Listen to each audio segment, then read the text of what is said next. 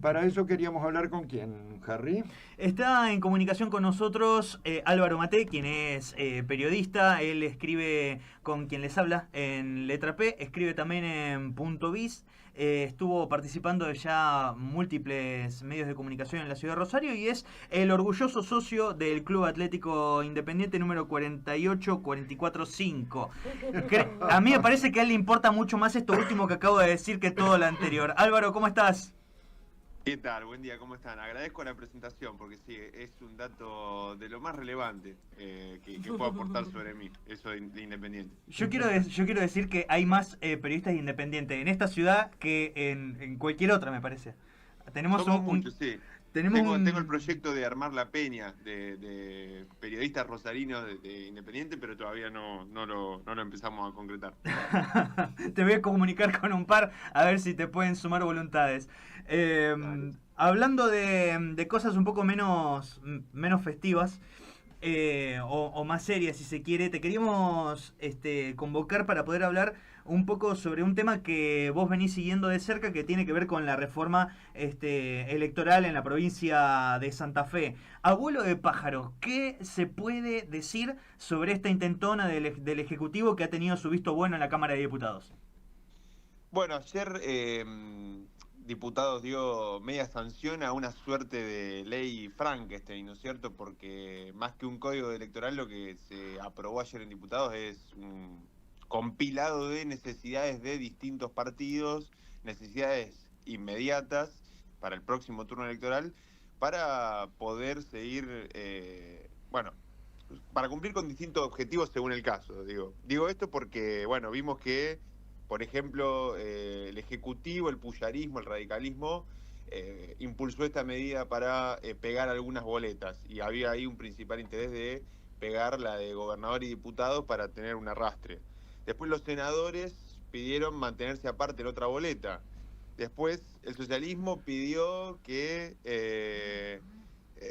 se incluya esta figura tan extraña de las primarias para viceintendente. Después el peronismo, más presuntamente representado por Perotti en este pedido, y Amalia Granata, pidieron que no haya obligatoriedad de presentar un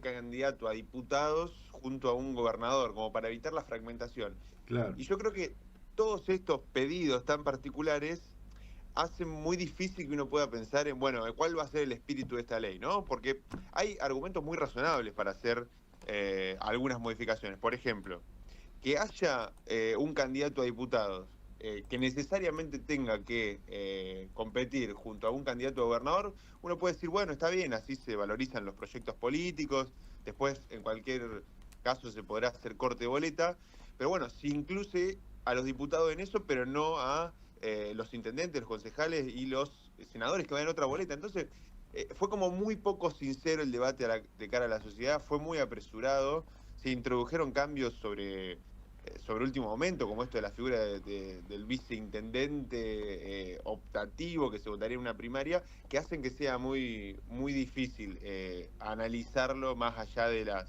urgencias políticas de quienes impulsaban distintas modificaciones. Buen día, Álvaro. Julio Leiva te saluda. ¿Cómo estás? ¿Qué tal, Julio? Buen día.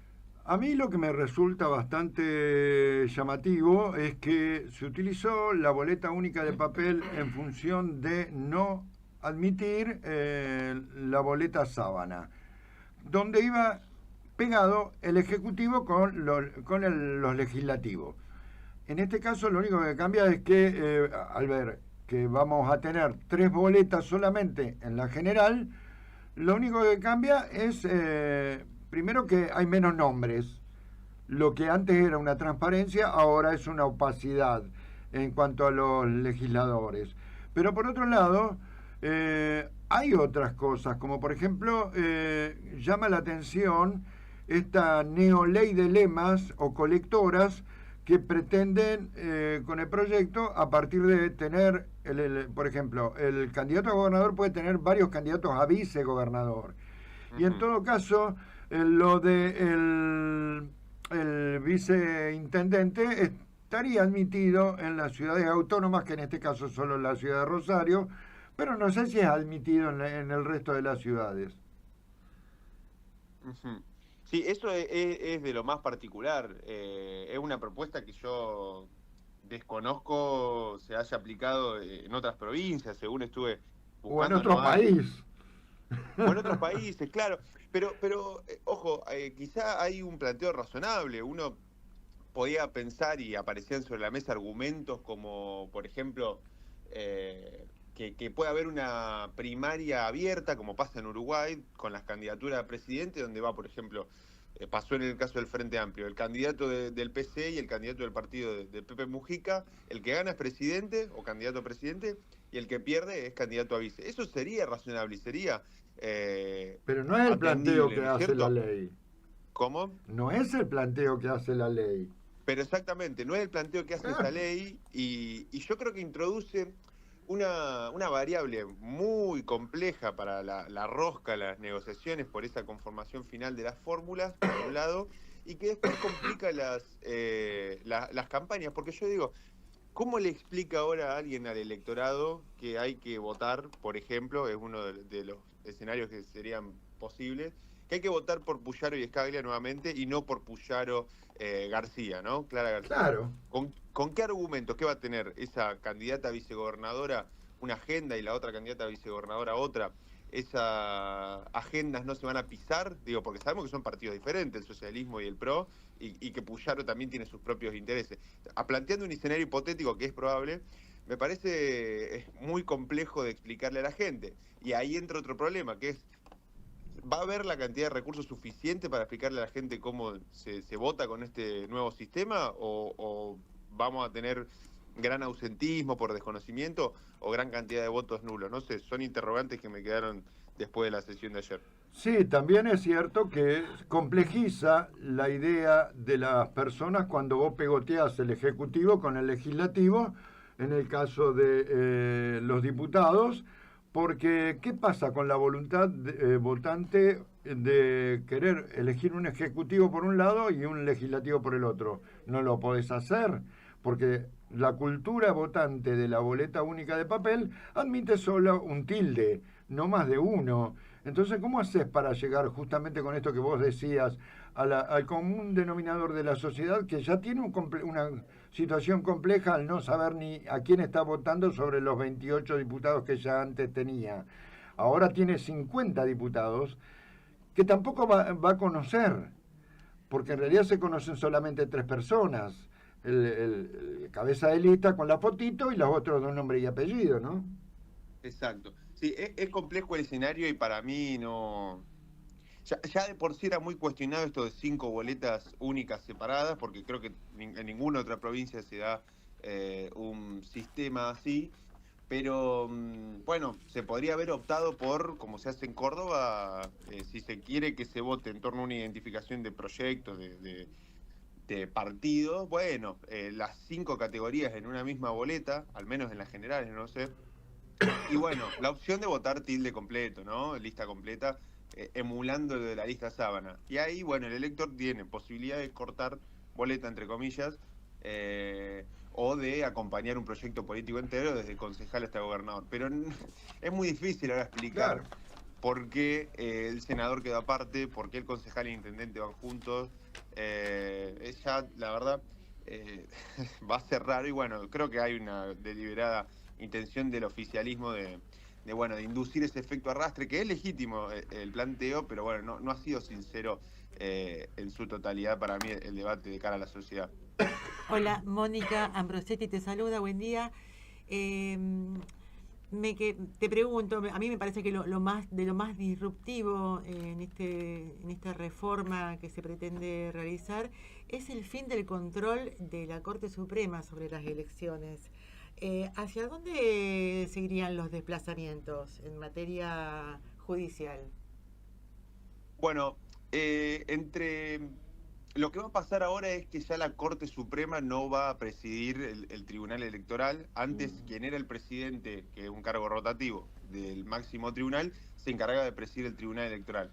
A partir de ahora, las autoridades del Tribunal Electoral van a ser jueces del fuero contencioso administrativo, en primera y en segunda instancia.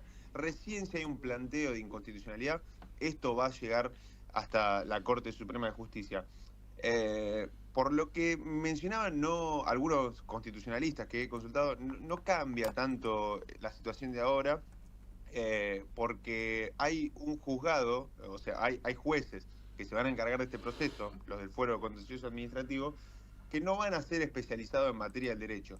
Y además van a ser rotativos. Realmente no sé en cuánto quedó el proyecto, pero se hablaba de mandatos de 1, 2 y hasta 7 años, pero muy probablemente terminen rotando con periodos cortos, y esto va a hacer que no se pueda sentar una jurisprudencia, digamos, que no haya jueces especializados en la materia. El efecto Sí. licuadora, ¿viste? Álvaro, yo quería hablar quería saber si tenías algo más para agregar, perdón que te corté.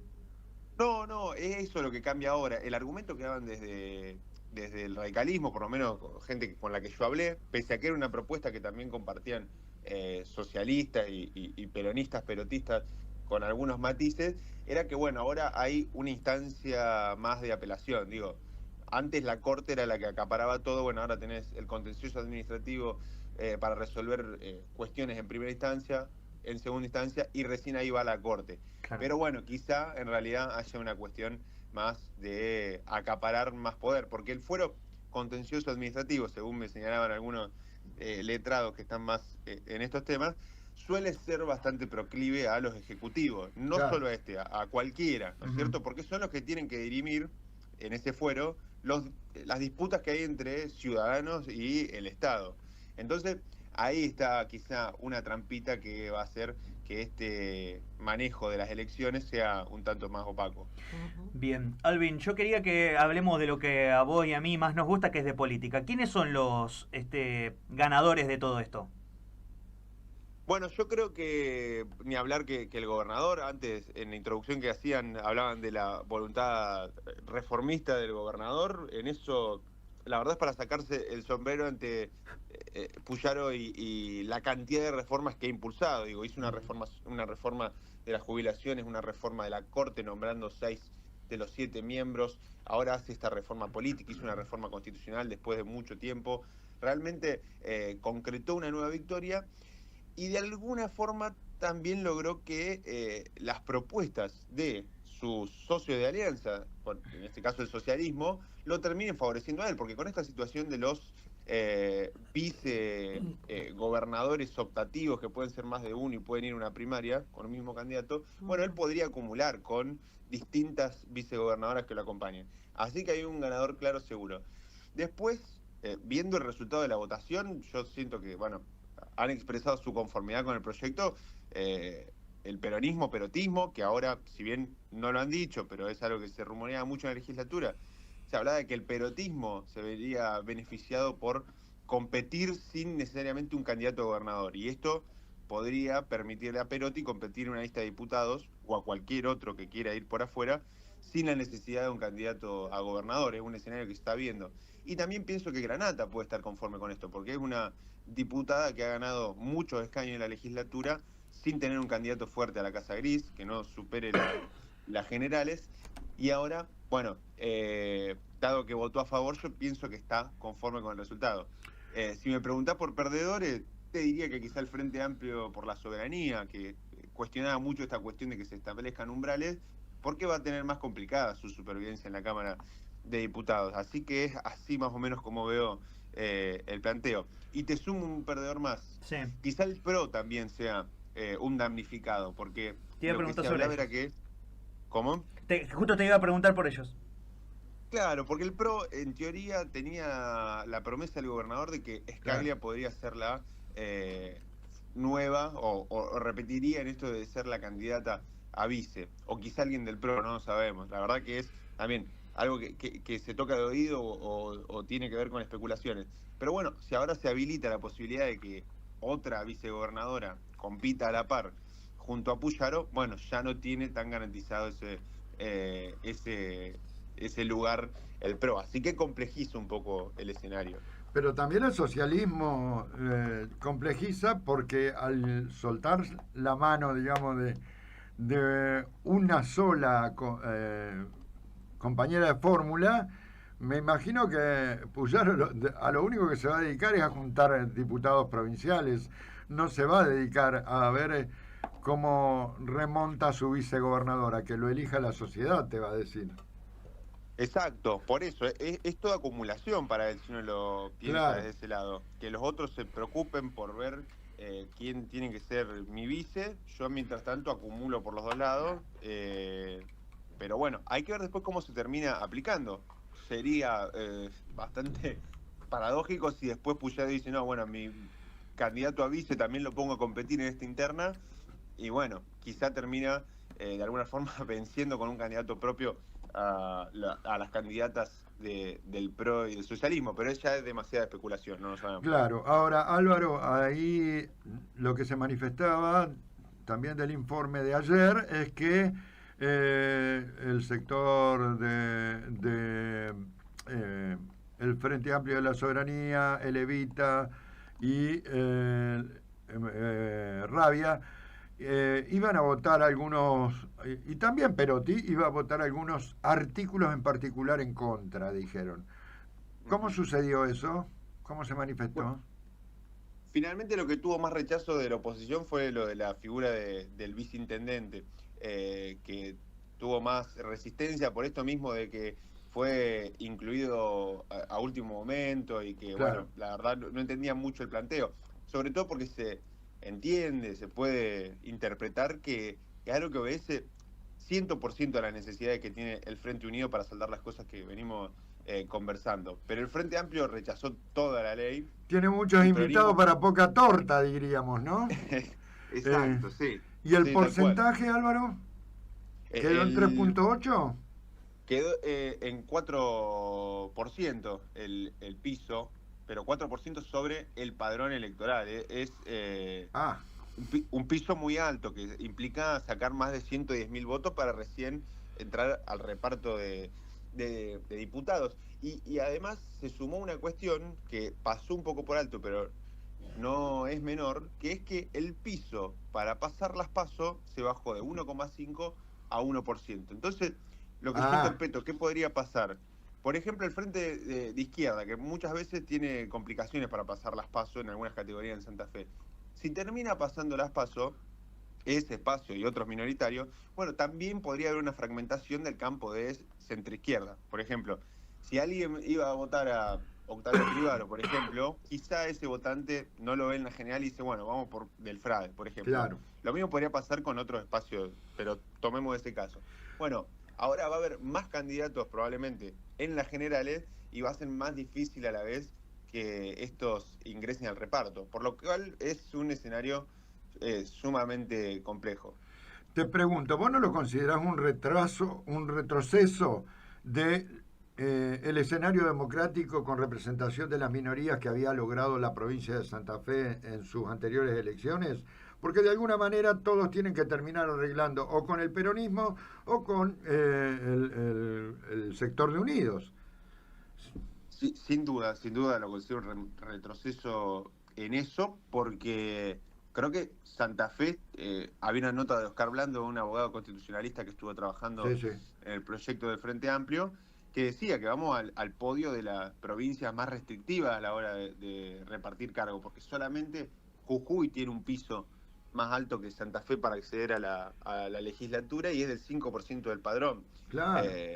Y Claro. lo que puede terminar generando esto, y mencionaba el ejemplo, creo que el diputado Peralta, que está en el bloque Somos Vida, es que hay provincias como Jujuy donde quizá termina pasando, creo que hay un ejemplo reciente, que el 40% de los votantes después no tienen representación en la legislatura, algo muy grave, realmente.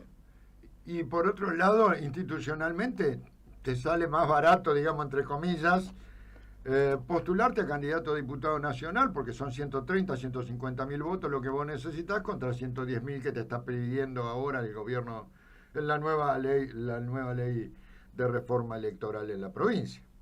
Exactamente, sí. Exactamente, uno de los argumentos era decir, bueno, pero si para ser concejal en, por ejemplo, Santa Fe se necesitan 100.000 votos para ser diputado también. Bueno, pero, qué sé yo, Santa Fe repartirá, creo que son 15 bancas, por ejemplo, acá son 50 y la idea No, es que son se 10, son 10, represente. son 10. ¿Son 10 en Santa Fe? Las nacionales son 10, sí. Claro, pero sí, digo por el ejemplo que ponían de de Santa Fe, pero claro, bueno, plantea escenarios así un tanto complejos que no terminan favoreciendo la representación de otros espacios menores. Digo, si hay 50 escaños, porque está establecido así, bueno, que haya una representación proporcional. Alvin, nos habías dicho que estabas medio complicado con los tiempos, demasiado hemos abusado, así que muchísimas gracias por acercarte y la verdad que el paneo queda bastante claro y bueno, de nuevo, gracias por hacerte el tiempo de contestarnos. No, a ustedes y a disposición cuando necesiten.